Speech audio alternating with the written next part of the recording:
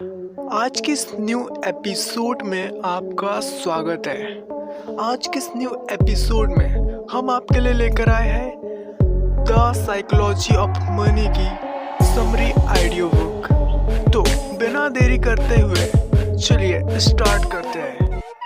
The psychology of money. जैसे कि मेरी वॉइस आपको और आपके माइंड को अट्रैक्ट करती है, ठीक वैसे ही आपका दिमाग पैसों को अट्रैक्ट करता है। जी हाँ, नेवर इनफ। वनगार्ड के फाउंडर जॉन सी बोगल ने एक बार एक स्टोरी सुनाई थी। एक बिलियनियर के घर पे पार्टी हो रही थी।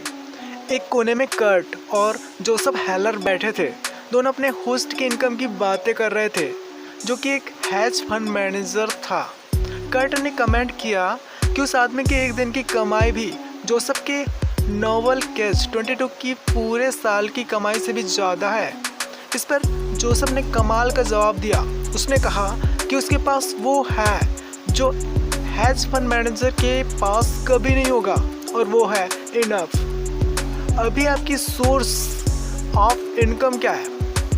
क्या आप बोल सकते हैं कि आपके पास इनफ मनी है? चलिए इन दो लोगों की स्टोरी से जानते हैं। रजत गुप्ता कोलकाता का एक गरीब लड़का था। वो एक अनाथ था, लेकिन 45 की उम्र में वो एक सीईओ बन गया।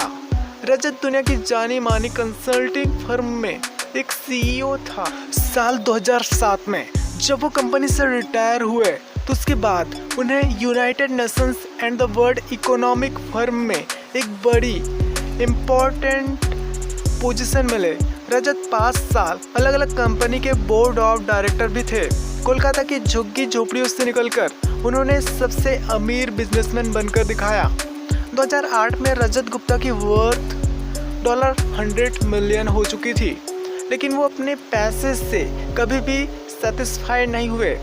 वो एक सेट ऑफ मिलियनियर बन चुके थे, तो अब उनके एक बिलियनियर बनने का सपना था, तो उस सर्कल में आना चाहते थे। फिर रजत गोल्डमैन सक्सेस के बोर्ड ऑफ डायरेक्टर बने।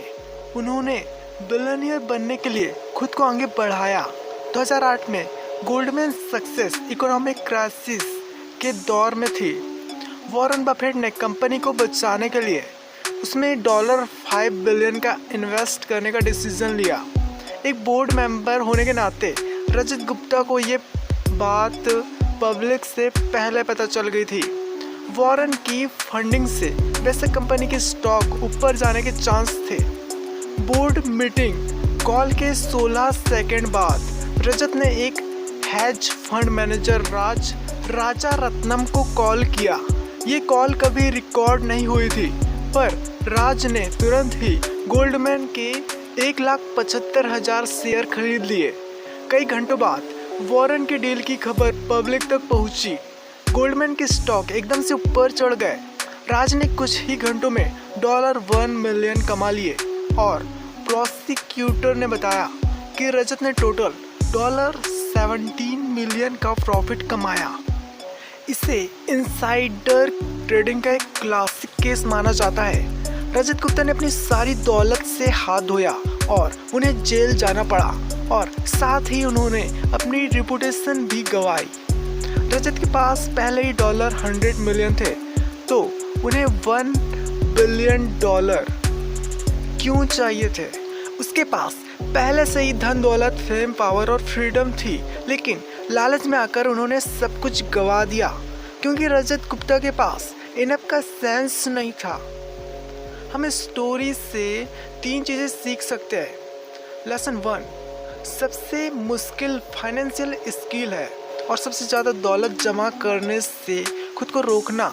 ज़्यादा पावर, ज़्यादा फेम और ज़्यादा पैसे का लालच सेटिस्फेक्शन से ज़्यादा एम्बिशन को बढ़ावा देता है। इस पॉइंट पर आकर जब आप आगे बढ़ते हैं, तो आपको लगता है जैसे आप पीछे जा रहे हैं, और फिर आगे बढ़ने के लिए आप बड़े से बड़ा रिस्क लेते हैं। मॉडर्न कैपिटलिज्म 2 चीज़ों में बहुत अच्छा होता है। दौलत के साथ साथ आप लालची भी होते जाते हैं। इंसान अपनी हद भूल जाता है, उसे समझ नहीं आता कि कहाँ पर रुकना है। लेसन नंबर 2, सोशल कंपैरिजन यानी दूसरों से तुलना एक प्रॉब्लम बन जाती है। मान लो एक फुटबॉल प्लेयर साल के $500,000 कमाता है, उसके पास पहले से ही काफ़ी पैसा है। पर हम अगर अपनी तुलना माइक ट्राउट से करेंगे जिसके पास $430 मिलियन साल के हिसाब से 12 साल का कॉन्ट्रैक्ट है, तो ये रुकी प्लेयर उसके सामने एकदम गरीब लगेगा। अब आप मान लो हैज फंड मैनेजर जो $36 मिलियन कमाता है, पर 2018 में top 10 highest paid hedge fund manager कम से कम $340 मिलियन साल के कमाते थे। तो हमें ये $36 मिलियन उसके मुकाबले काफ़ी कम लगेंगे।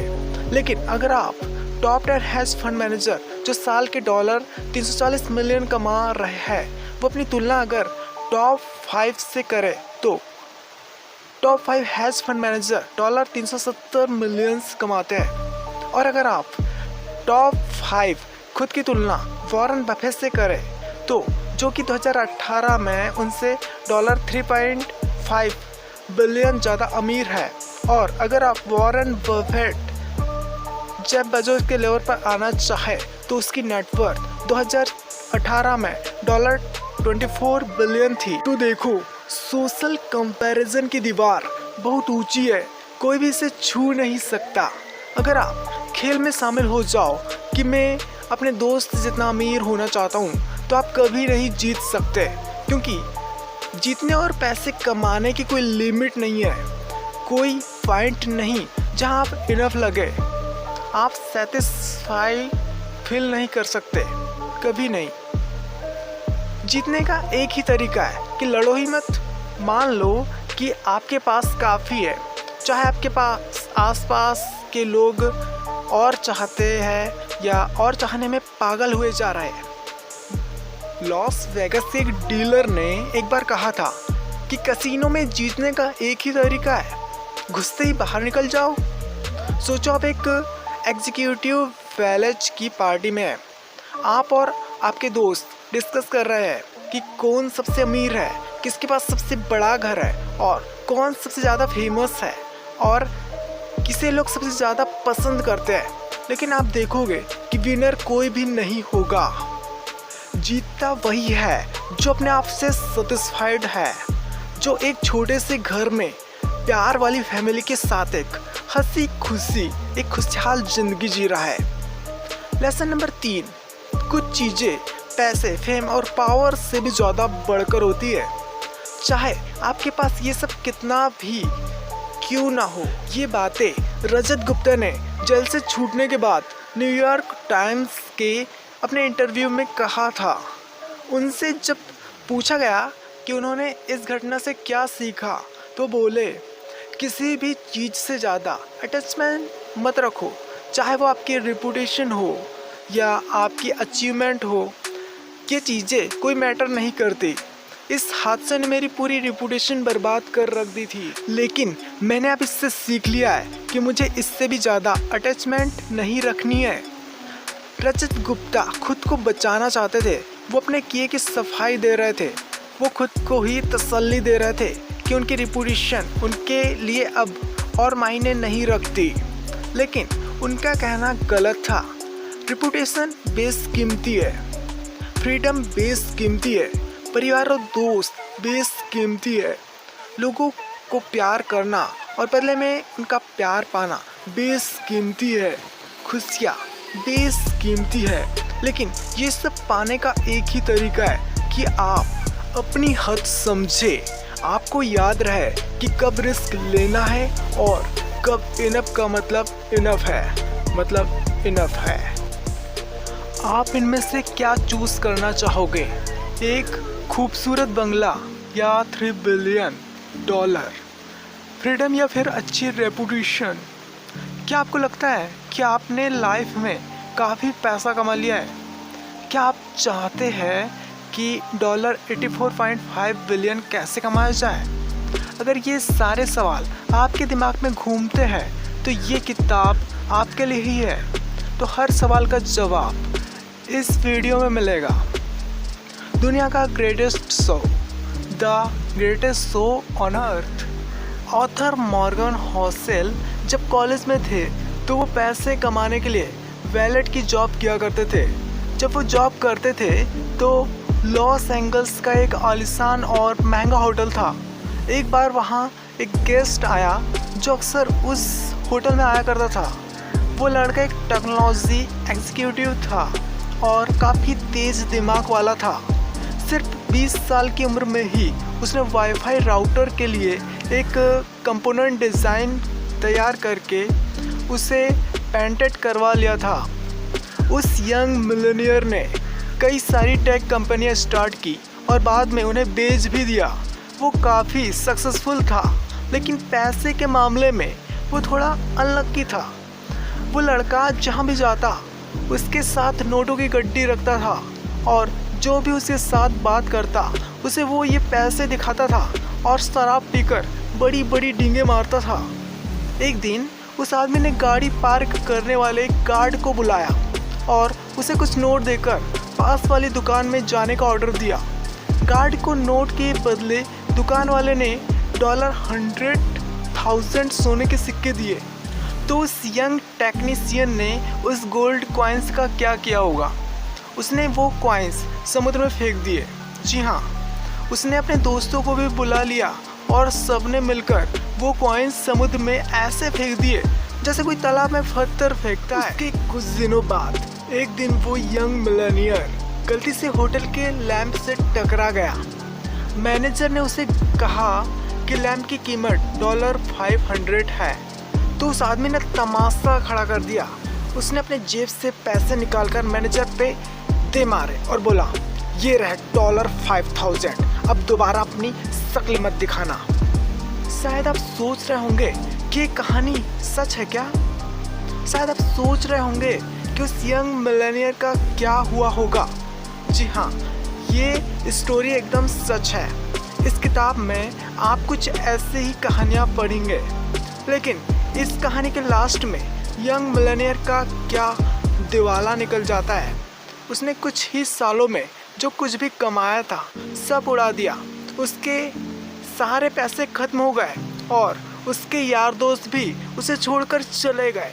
देखो, आप ना पैसों से सब कुछ खरीद सकते हैं, लेकिन अच्छा व्यवहार नहीं खरीद सकते।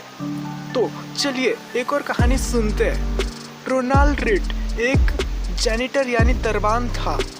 वो एक छोटे से गांव से पैदा हुआ और बड़ा था। वो अपने परिवार का पहला ऐसा इंसान था जिसने हाई स्कूल तक पढ़ाई की थी। और उससे भी मज़ेदार बात तो ये है कि वो रोज़ लोगों से लिफ्ट लेकर स्कूल पहुंचता था। 38 साल की उम्र में रोनाल्ड ने एक 2 बेडरूम का घर खरीदा। उसने वो घर $12,000 में खरीदा और अपनी पूरी लाइफ उस घर में गुजारी। रोनाल्ड की शादी भी हुई, पर कोई बच्चा नहीं हुआ। जब वो 50 का हुआ तो उसकी वाइफ चल बसी। उसके पड़ोसी का कहना था कि रोनाल्ड की मनपसंद हॉबी लकड़ियाँ काटना था। जिस दिन रोनाल्ड ने न्यूज़ हेडलाइन बनाई वो दिन था उसकी मौत का। ये 2014 की बात है। वो 92 साल का था। रोनाल्ड रीड के पास $8 मिलियन थे। इसमें कोई ट्रिक नहीं है। रोनाल्ड ने कोई लॉटरी नहीं जीती थी और ना ही उसे कोई खानदानी पैसा मिला था। रोनाल्ड इतने सालों से पैसा बचाकर ब्लू स्टॉक चिप्स में इन्वेस्ट कर रहा था। बस इतनी सी बात थी और एक एक पैसा सेव करता था। यहाँ तक कि उसने कभी इन्वेस्ट भी नहीं निकाला था। उसने अपनी सेविंग को सालों साल कंपाउंड किया था और उसकी मौत तक उसके पास $8 मिलियन रकम जमा हो चुकी थी। क्या आप कंपाउंडिंग का कॉन्सेप्ट समझते हैं?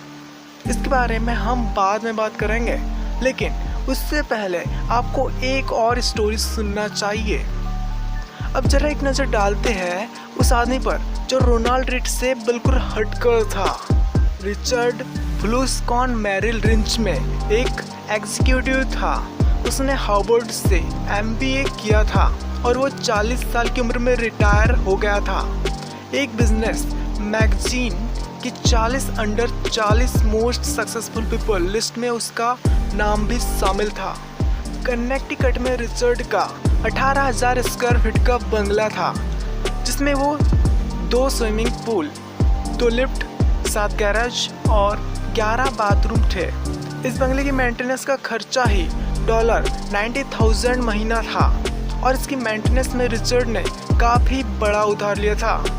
लेकिन फिर उसकी किस्मत ने करवट बदली। 2008 में फाइनेंस क्राइसिस आया और रातों रात रिचर्ड फुटपाथ पर आ गया। उसी साल उसने बैंकरप्सी के लिए फाइल किया। इन दोनों यंग मिलेनियर रोनाल्ड रीड और रिचर्ड की कहानियों से हमने क्या सीखा?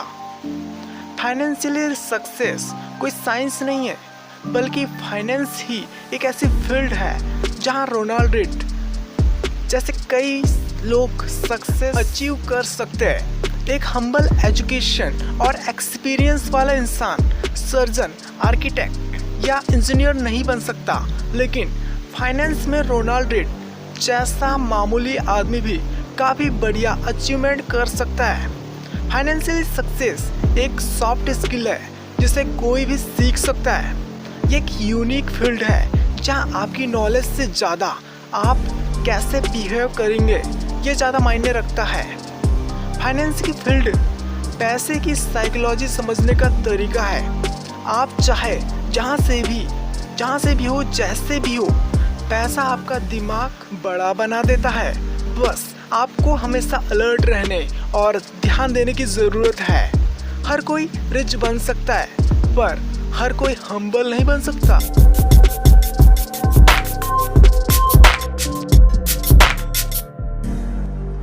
अगर आप ऐसी आइडिया बुक समरी चाहते हैं तो कमेंट करके ज़रूर बताइए।